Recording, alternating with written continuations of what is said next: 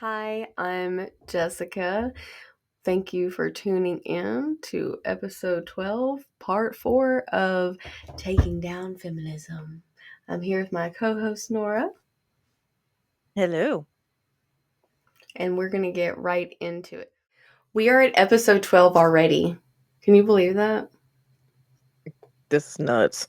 It is nuts. And we got on a roll talking about feminism. This is part 4. I think we only originally planned to do 4 parts.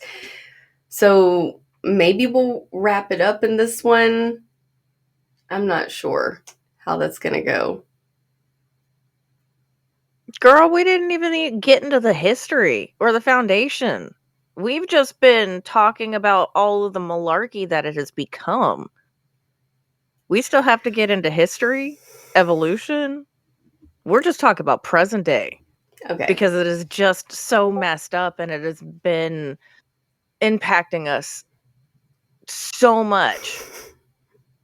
Like the media that you and I are consuming. Yeah. Conversations that we're having in the Discord, Mm-hmm. things like that. It just keeps popping up over and over and over. And so we have focused heavily on the present. So we do need to talk about the past a little bit more. Yes. So that's why what we're going to do, we'll call this part 4. We'll call this the last part. But we are not done attacking feminism, not by a long shot. So that's why there'll be a segment on every episode of the Last Hour podcast going forward where we will tackle feminism chunk by chunk. You know what I mean? It's like, how do you start eating Yeah, an elephant, like bite by bite? Because seriously, when we started digging into this, it was like, this gets so much worse. And this is more, like you said, it's an ongoing issue. It's ongoing, it's evolving shittier and shittier all the time. So, as women yeah. in this space, why do I sound like a liberal sometimes when I say shit like that? I'm so sorry. As a woman, I feel obligated to let you guys know that we're not dumbasses. So therefore, we'll be taking down feminism every single podcast instead of just today. In the last couple episodes we did, check those out too to get the full experience of how much we hate feminism. Sound good? And speaking of current things, happening right now, you had a circumstance that painted the exact picture of what the heck we're talking about, and I was hoping you could share that with us briefly, and then we'll Yeah. get to what his comeback was and So, unpack that. So go, madam. so, I'm in the Timcast Discord and they have After Dark. And so, you go on, you talk about different topics, yada, yada. It's normally very fun, very inviting, but there are times where it's extremely toxic. And this past weekend, or actually it was Friday, excuse me, it was extremely toxic. And just because I felt attacked and I did get emotional and I did lose my cool. There was a very nasty comment that got thrown at me, but I lost my cool because I got told just trust the science, just trust the statistics. And I'm like, no, no, no, no, no. I want you to break down where you got your statistics from, how these studies were conducted, was this taken from another study and thrown in? I want to know facts and details. And because I was questioning that, I'm stupid, unintelligent, just over and over and over and over. And then at the very end of it, I got thrown of, you're the reason why feminism failed. And I'm just like, you know what? You need to shut the fuck up. Your lack of And debate I skills reflected all women in his eyes. But sorry, exactly. And I was continue. just I just like, had to point that oh out. my God. So I removed myself from the stage before I said something to him that would have gotten me banned from that server.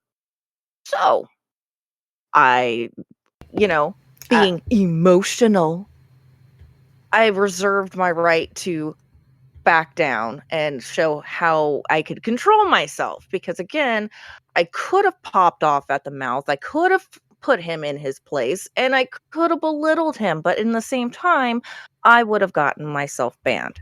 So I didn't. Yeah.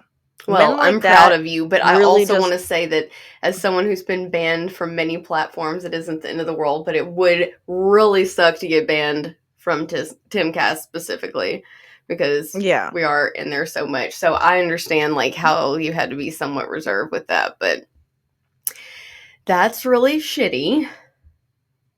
Toxic men like that need to stop. And it doesn't help women in general. Mhm. So it just drives me nuts. But it's like what I'm hearing from this. Oh my gosh, I just did that thing. Do you remember like the Jordan Peterson meme? It's like, so what I'm hearing is Yeah. but no, it sounds like you guys had a disagreement on a policy thing and he immediately pulled up your gender to it. Yes. To the Oh conversation. yeah, he immediately attacked my gender. He immediately discredited me. And I'm a highly intelligent we see that individual. a lot. Sorry. What's up? It's like, and I'm a highly intelligent individual, and so it's really frustrating when somebody will immediately attack your character, especially when they don't know you. Well, no, you mean like something immutable characteristic like that, yeah. It's like, and I feel like we need to talk about how you said toxic form, because you weren't hating on the fact that it was toxic. It's expected. It's Discord. It's a bunch of men. I'm somewhat of a degenerate, like, troll to like an embarrassing degree online. We're not hating on the fact of like toxicity. We're hating on the fact of like, do not assume that I'm less than. Don't assume that I'm an idiot. Don't assume that I am like all the women or something like that. Like, that's fucked up. I'm a person. Yeah, exactly. And you should judge people on their individual merit and what they're doing. And speaking of Tim Cass and all that, that's what I've seen a lot from Tim specifically. I have been watching him for literally since the beginning. I was a political science student when he came out and was doing all the stuff with Occupy Wall Street. Watched him go to Sweden, all these different kinds of circumstance and political things. I have been a audience member of his from then. And just recently, we'll talk about it again, him hanging out with Myron Gaines, he is just saying the most condescending shit, and it's like, and just saying it's like spiteful all women, and almost and hateful. it's just like, and where's Libby been recently? Actually, now that I'm thinking about it. And I'm not just saying this like hate on him, because I know a lot of people like, Tim, you should do this. Tim, whatever, with the thumbnail shit. I half-ass paid attention to that drama. I really don't even know what's going on with it. It feels like high school shit to me, whatever was going on between the other Discord members. I don't fucking know, nor do I really care, to be honest. It sounds like men being emotional, to be honest. Whatever's happening. I don't know. It is. No, it is. Is that what's happening? The best okay, part. That was just a fucking guess. But here's the best part is I have been told from like 3 different sides of what is going on, and a couple of the men have come out and said, yes, it is men being emotional and claiming that, men don't get emotional. Yes, they do. But my individual beef, whether Tim gives a shit or not, it's like he's gotten this habit now of saying, well, this is happening with women, and he'll just go straight in of talking women about women as a collective, or speaking on the feminist movement as feminine traits, which the least feminine thing that you can do is be a feminist. Okay? Yeah. It is not aligned with feminine values that I know. Okay? So him equating those two, for one, and then there was another video recently, and I meant to pull it up, but to see what it was, but I sent it to you because in the same sentence nearly, he was saying, I'm not trying to be condescending to women, blah, blah, blah. But, and then the next thing that came out of his mouth was like some kind of infantilizing statement where I'm just like, what the fuck? Do you hear yourself? So it's just, it's really, it's not that I'm not going to keep being an audience member. I listen to plenty of other men that are, what actually I'm a pretty big fan of Andrew Tate. I find very little flaw in most things that he says. Maybe I'm just a shitty individual. I don't know. But point being, I'm not going to stop being a viewer of Tim's from him acting like this, but I think he's better than this, and I know he's better than this because I've been a fan so long. I don't want I've him watched to make himself look stupid by some of the things he says that align with Myron. Myron's not trying to paint women in any good light. He's a fucking degenerate with like some of the shit that he bashes women on, and you know, it's not that all of his work is bad and all of anybody's work is all good or all bad either. That being said, but it's like some of the things he pushes create really bad situation for men, and it's part of the problem. See, the issue is they do say good things, but they take it too far. They take it to the extremes. They go too far over. They need to reel it back in. Myron, if he wasn't so... If he would tone down the level of toxicity, his words would actually hit more people. If he wasn't so extreme. Same with Andrew Tate. Andrew Tate, he used to be super extreme, and that's how he originally came on, but then he started to back off. And a lot of the things that he says now, yeah, I would agree with a lot of the things he says. Again, there are some things that I feel that he goes a little too hard or a little too much, but Andrew Tate's toned it down. He's reaching a wider audience. It's more palatable. More acceptable. I think there's a difference between being a provocateur and being a troll. Yeah. And in the political space that I see, if you want to troll, then you better label yourself a comedian. Exactly. And if you're a provocateur, that is you saying something you truly, wholly believe, whether it pisses people off or not. Milo is my blueprint for Milo the and troll Kanye. portion of it. Or excuse me, the provocateur. Yo, hold on. Milo's a provocateur and Kanye's a troll. Something along that lines. I'll unpack that shit later. You brought up Kanye, not me. Just saying. I know. Just saying. I didn't do it first this time. I feel he's more of a provocateur. We'll unpack that later. But what I am saying is that Myron is either uneducated on Myron is either uneducated on women as a whole, or he is just trolling and trying to ruffle feathers.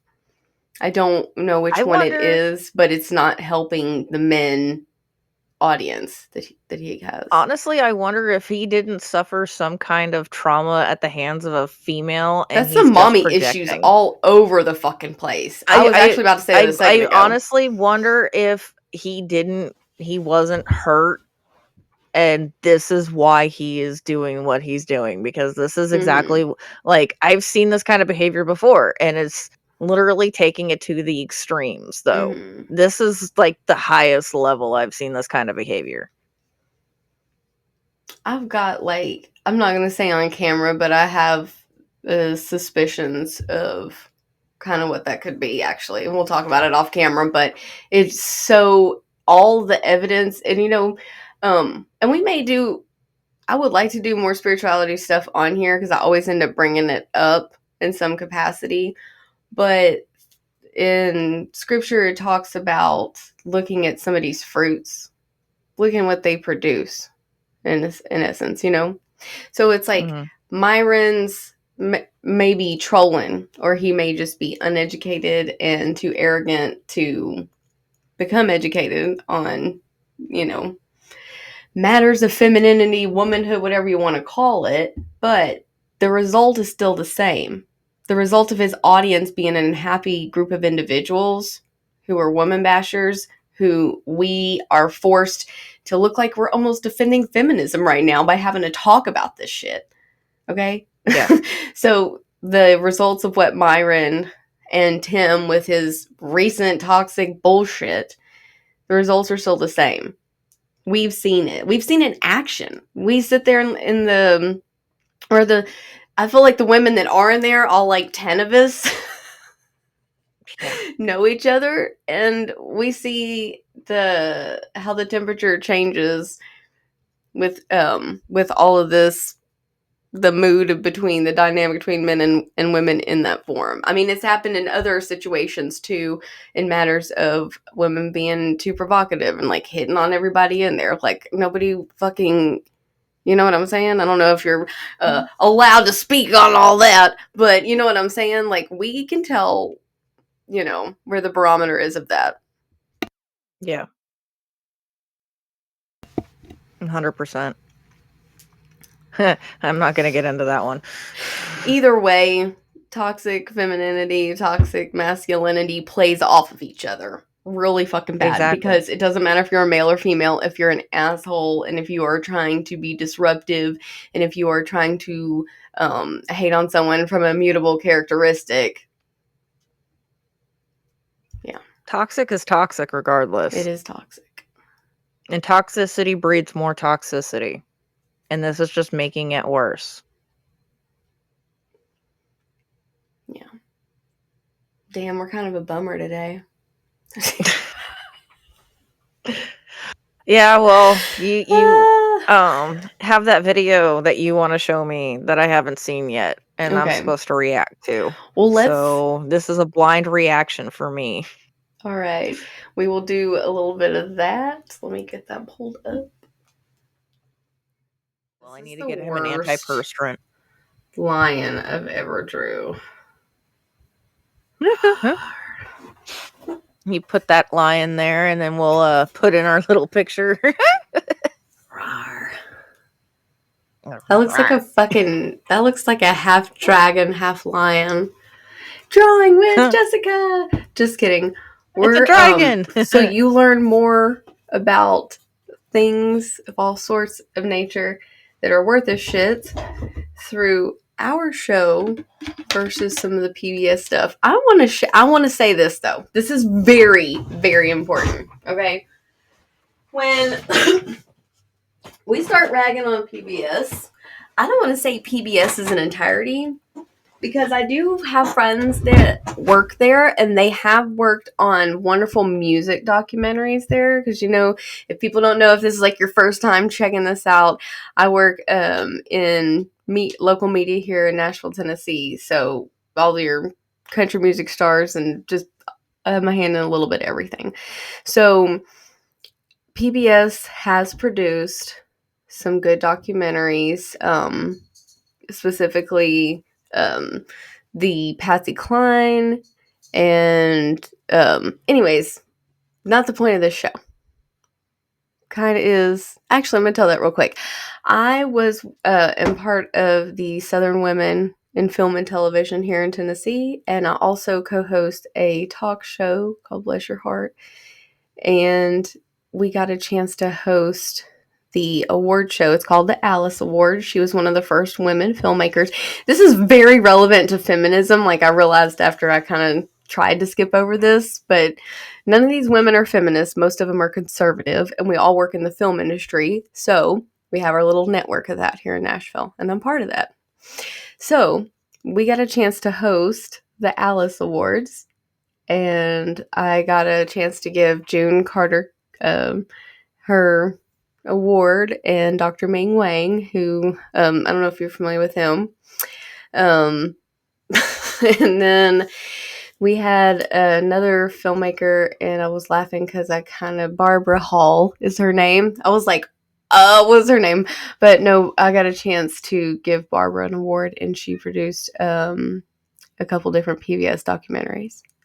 So the one that sticks out in my head is Patsy Cline, but I know she's done a couple of them. So these are all positive examples of women doing their own thing, that were not this focus on we're doing it because we're women. They were doing it because they were great at making art. They were great at, organizing this project and being recognized for other aspects other than the fact that they were women.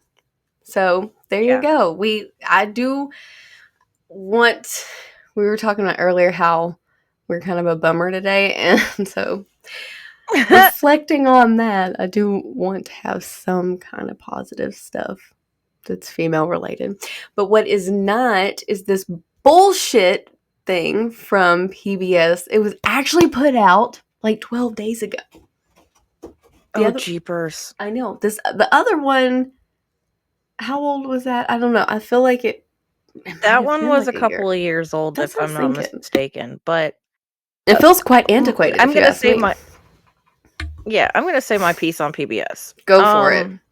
PBS has had some decent programming over the years. I'm a mom, and so Daniel Tiger and Sesame Street played in my house all the time.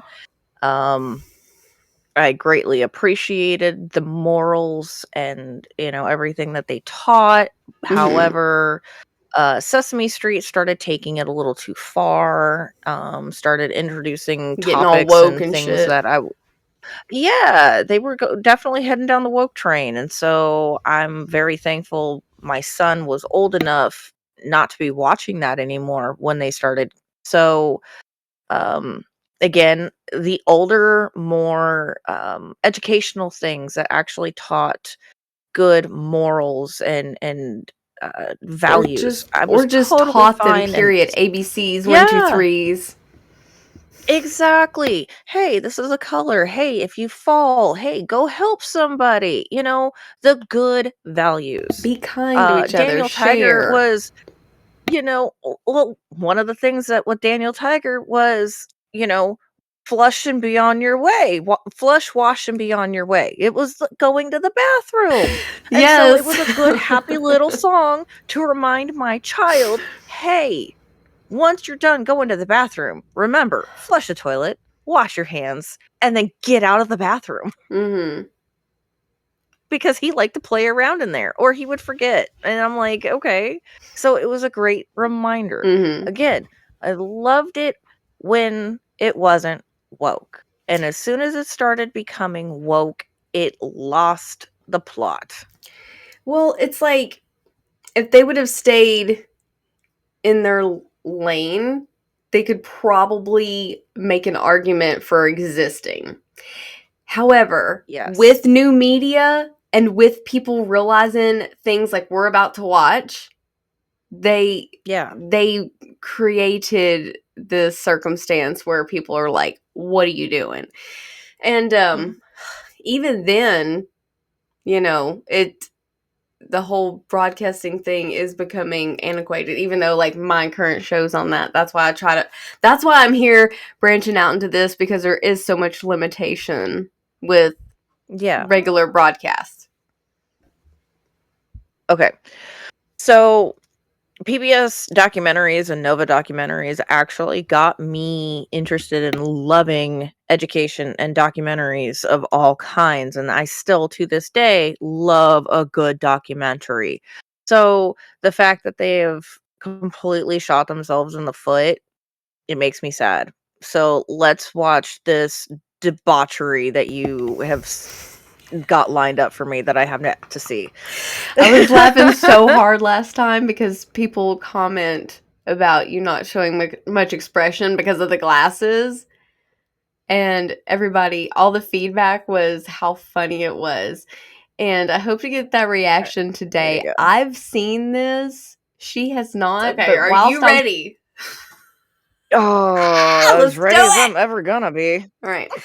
This is called The Colonial Mean Girl Who Almost Ended America. Let's go.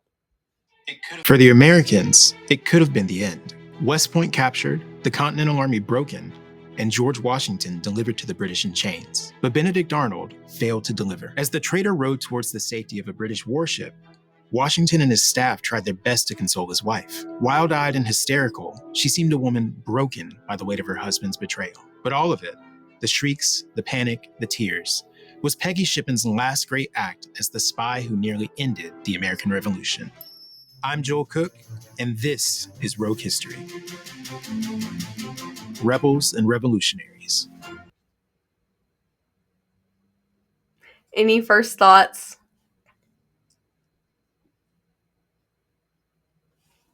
Are you still open-minded at this point?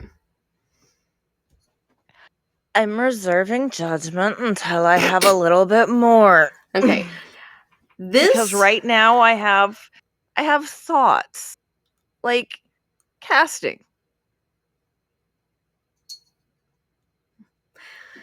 I have a question of why we're doing a traitor to the United States and labeling them either rebel or revolutionary.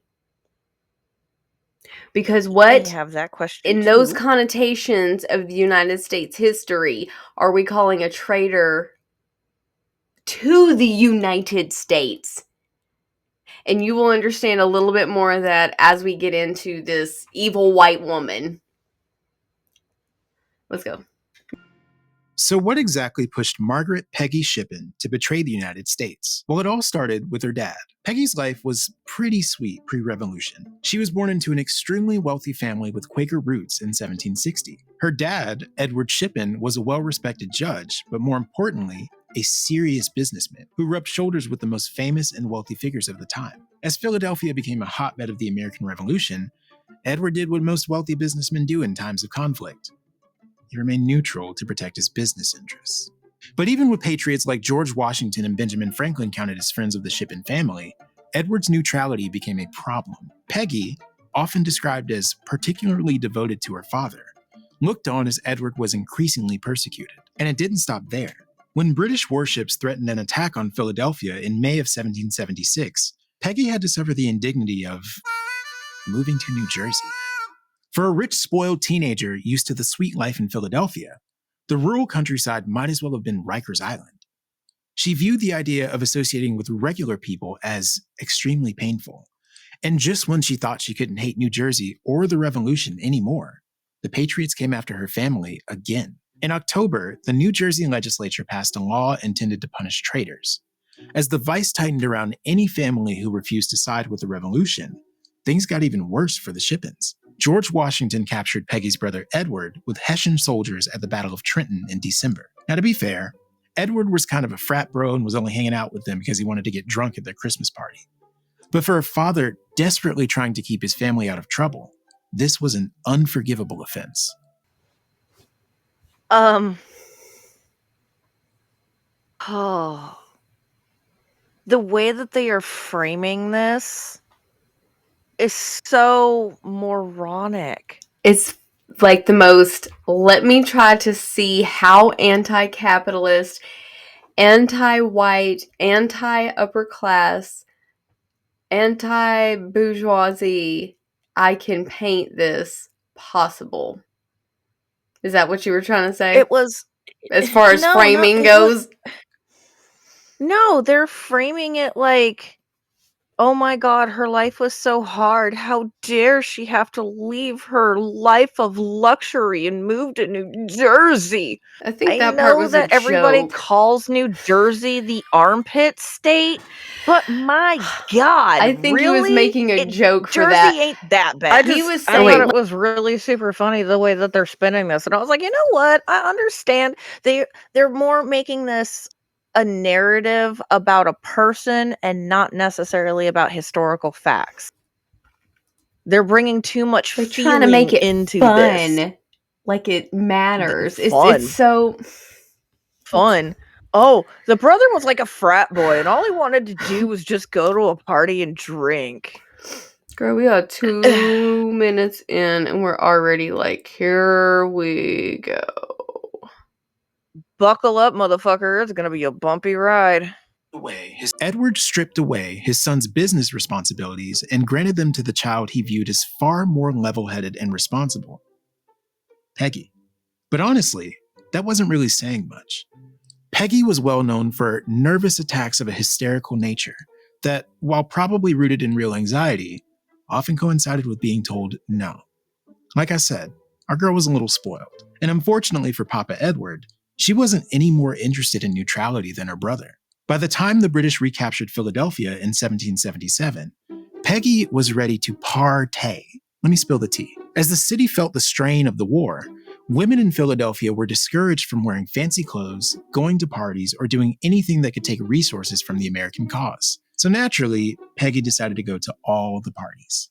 She and her homegirls, Becky, and yes, another Peggy, became Colonial Philadelphia's version of the Mean Girls. And our Peggy was Regina George. It wasn't long before she caught the attention of Major John Andre, a British officer so attractive even an American soldier described him as the handsomest man I ever laid eyes on. You see where this is going. Major Andre and Peggy became good friends, like really good friends. But at the same time, he also made really good friends with the other Mean Girls, writing poetry and songs for them and arranging many of the awesome parties they attended. He planned the last of these parties as Washington's army closed in on Philadelphia in May 1778. It was known as the Meschianza, aka the Mixture, and it still might be the greatest party Philly's ever seen. We're talking a boat parade in the Delaware River, a medieval tournament, a dress ball, and a dinner party. This shit's so freaking boring, but I just want to say this. The whole thing that they're trying to say here is they're putting together something. We have to find something historical. We have to find something about women.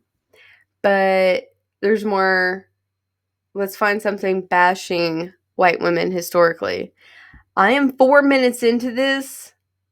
I have no interest in what is specifically happening with other stuff. It just feels like so far there's this evil white woman. I haven't learned hardly anything of this. That's all I had to say, unless you I picked up other details. My details were there was a love, it's not even a love triangle, it is a love square, because there's 4 of them and the dude is going after 4, so they're showing that they're all being promiscuous. And it's just like, really? So you're trying to show hoe culture back in the day. Got it. Are you sure? They're going to all the parties and he's Oh, are writing you them talking all about? I love thought you were talking letters. Oh, yeah.